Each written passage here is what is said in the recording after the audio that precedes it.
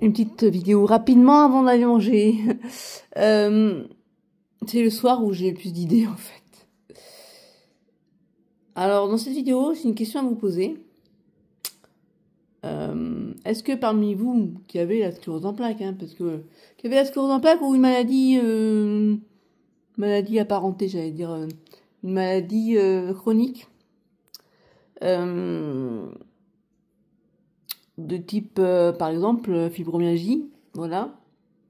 Que j'ai une personne il n'y a pas longtemps qui m'a parlé qu'elle avait la fibromyalgie, qu'elle avait tout essayé pour aller mieux.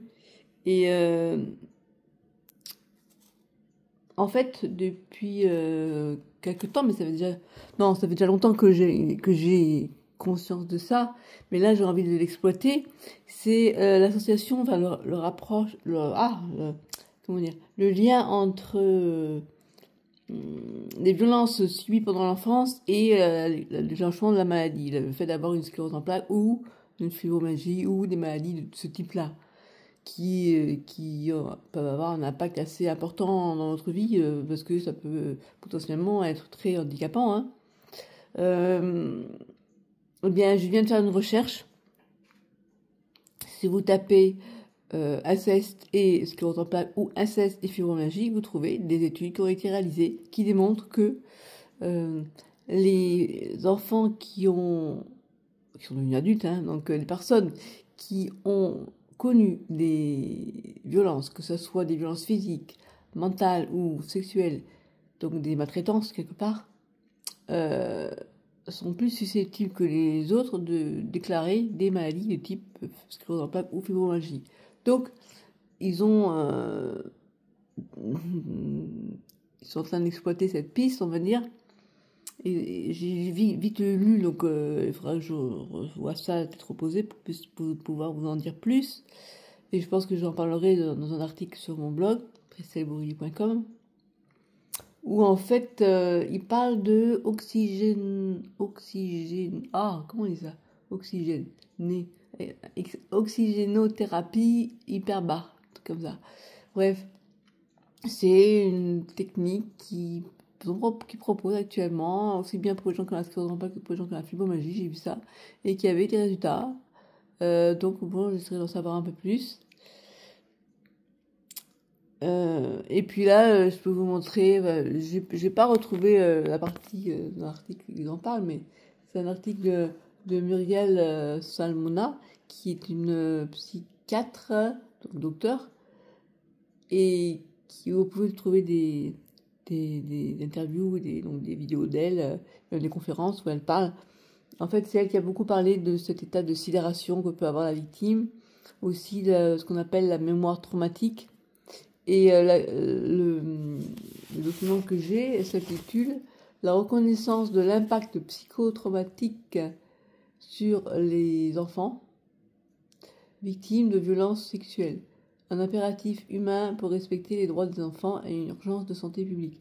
Août 2015. Et donc elle montre clairement que la personne, donc l'enfant qui subit des violences de type sexuel, il parle, va pouvoir déclarer des maladies. Moi, je sais que les premiers symptômes que j'ai vécus, c'était la fatigue chronique. Je l'ai connue après la mort de mon grand-père, j'avais 12 ans. Et donc c'est une piste intéressante et malheureusement, pour l'instant, je ne sais pas comment dire. Déjà, on pourrait au moins essayer de protéger les futurs adultes, quoi. En tout cas, voilà, c'est une piste que je voulais vous montrer. Après, elle parle voilà, de la mémoire traumatique. Je vous expliquerai dans une autre vidéo ce que c'est. Là, j'ai un belle image d'un cerveau où on peut voir où se situe l'amygdale. L'amygdale, ça s'écrit amygdale. On dit amygdale, je crois. Hippocampe, qui interviennent pour gérer les émotions et dans l'article que je vous ai cité, elle explique bien comment se passe la mémoire traumatique et c'est vraiment intéressant et ça explique aussi pourquoi les victimes peuvent se retrouver figées, sans bouger face à l'événement qui est tellement énorme que elles rentrent dans un état de sidération. Et voilà, donc je vais potasser un peu plus la question pour pouvoir vous en dire plus. J'ai travaillé, oui. J'ai lu aussi des articles qui parlent, et même des audios, qui parlent de l'affaire Pellico, avec les problèmes euh, pour essayer de mieux comprendre l'enjeu qui se joue dans cette affaire. Ça soulève pas mal de choses finalement, notamment le viol pas surprise, c'est comme ça qu'on le considère en droit. Et peut-être vous expliquer, pour ceux qui sont intéressés, en fait, un peu mieux comment il y a eu notamment un débat, je sais pas comment je pourrais appeler ça, un débat, oui, où l'avocat d'un des accusés a dit il y a viol et viol, et en fait il voulait expliquer maladroitement que en droit français, c'était pas parce qu'il y a eu, comment dire, il faut démontrer l'intention, l'élément moral, n'importe quoi, l'élément immatériel, donc par exemple c'est la pénétration sexuelle, et c'est aussi l'élément intentionnel.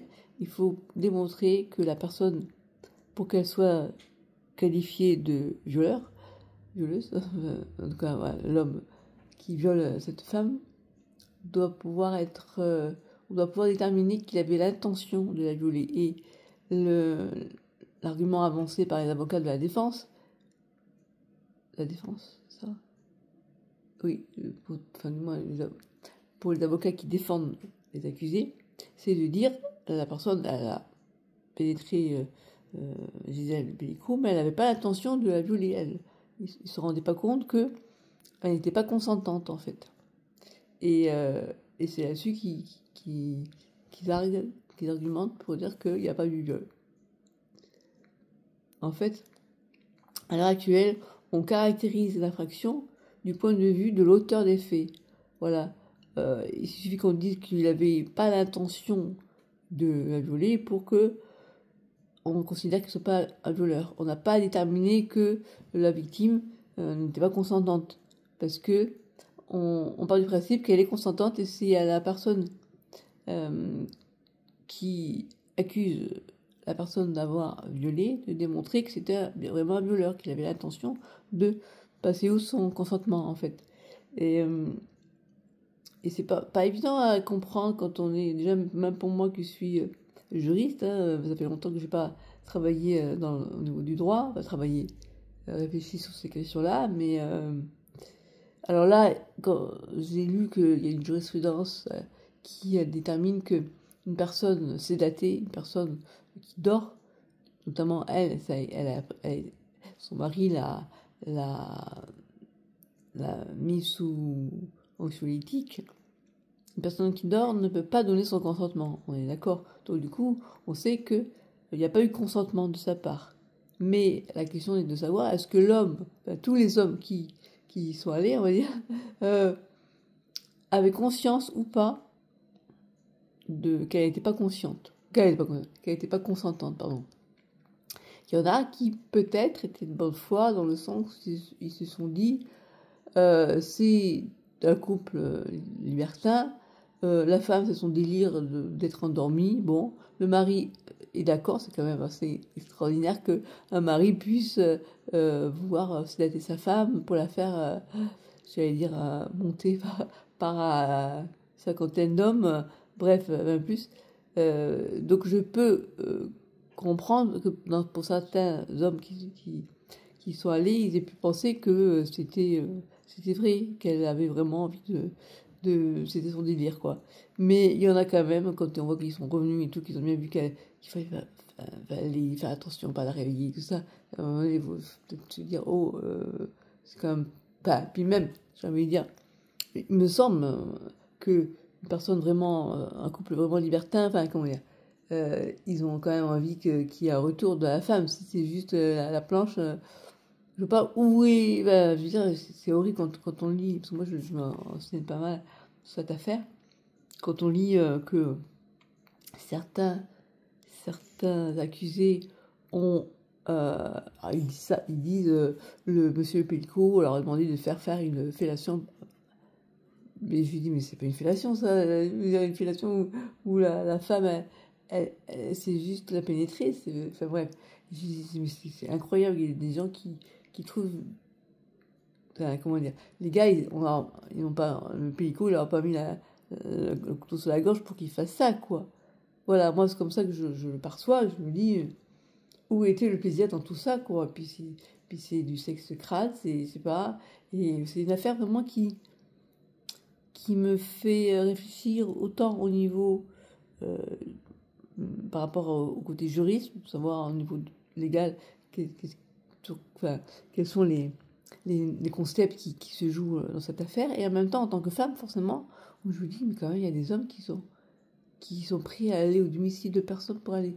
Enfin, j'avoue que j'ai du mal à capter où est le plaisir dans tout ça. Et si c'est la sexualité, c'est forcer les femmes.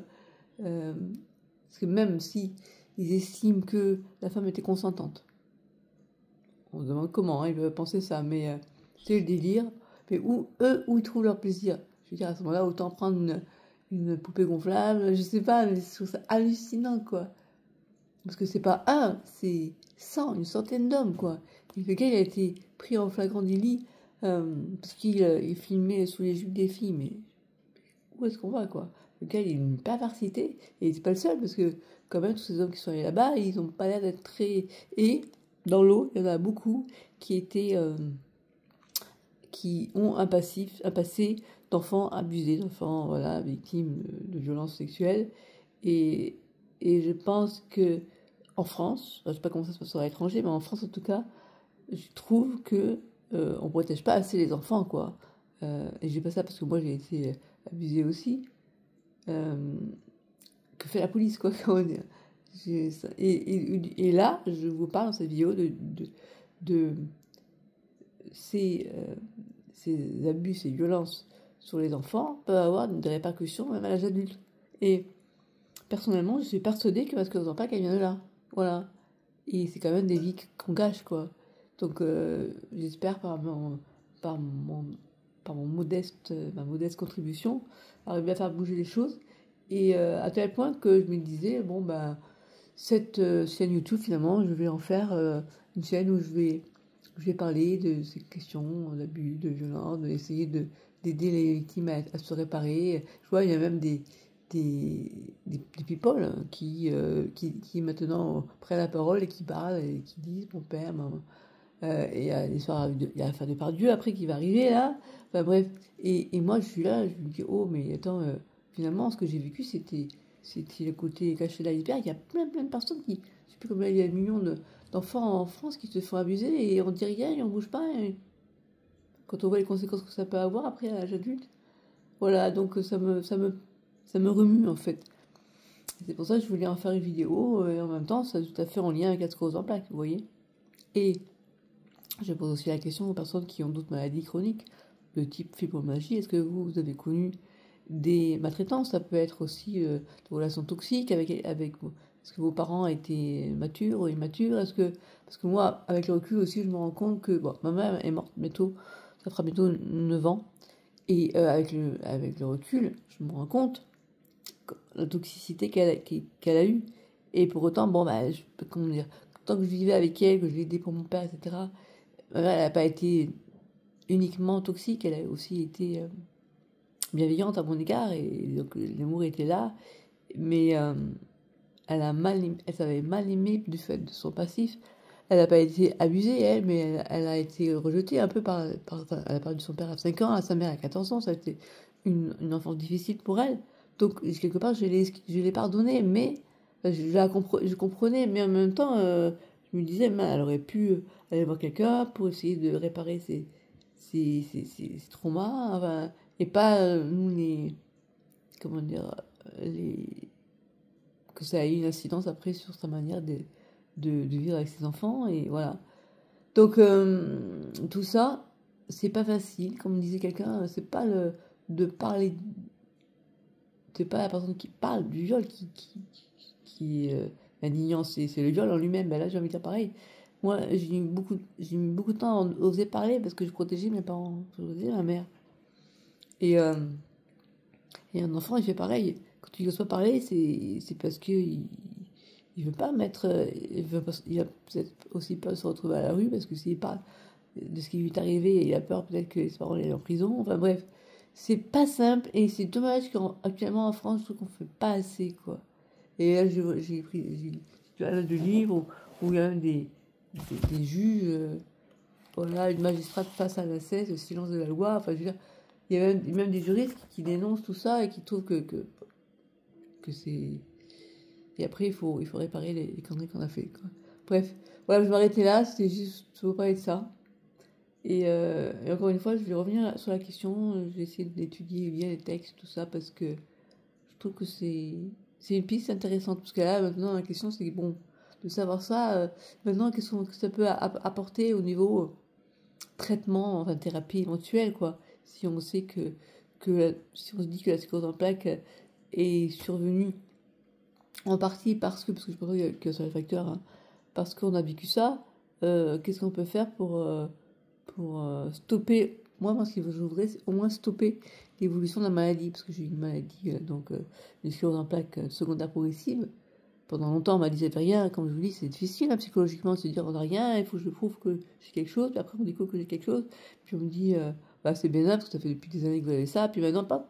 Je me rends compte que non, ils sont trompés aussi, c'était en train de passer en secondaire progressive, et maintenant ben, je suis en fauteuil roulant, je peux marcher, mais j'essaie de marcher, mais c'est compliqué. Je peux non plus me casser la gueule. Donc, c'est waouh, c'est un coup, quoi, comme fait la vie. Hein. Des fois, c'est dur de supporter ça. Voilà, du coup, je me dis, il faut au moins que ce que je vive serve à quelque chose, que je puisse aider, enfin, contribuer à faire en sorte qu'il n'y ait pas d'autres personnes, moins de personnes possibles qui connaissent ça. Et pour ça, ben, il faut arriver à au moins, quand on, quand on dénonce, enfin, ce qui se passe sur un enfant, qu'on puisse tout de suite le réparer pour pas que qu'on le laisse dans sa peine et qu'au final, quelques années après, on se rend compte qu'il va déclarer une maladie chronique comme la fibromyalgie ou la sclérose en plaques. Voilà ce que je voulais dire. Sur ce, je vous dis à la prochaine.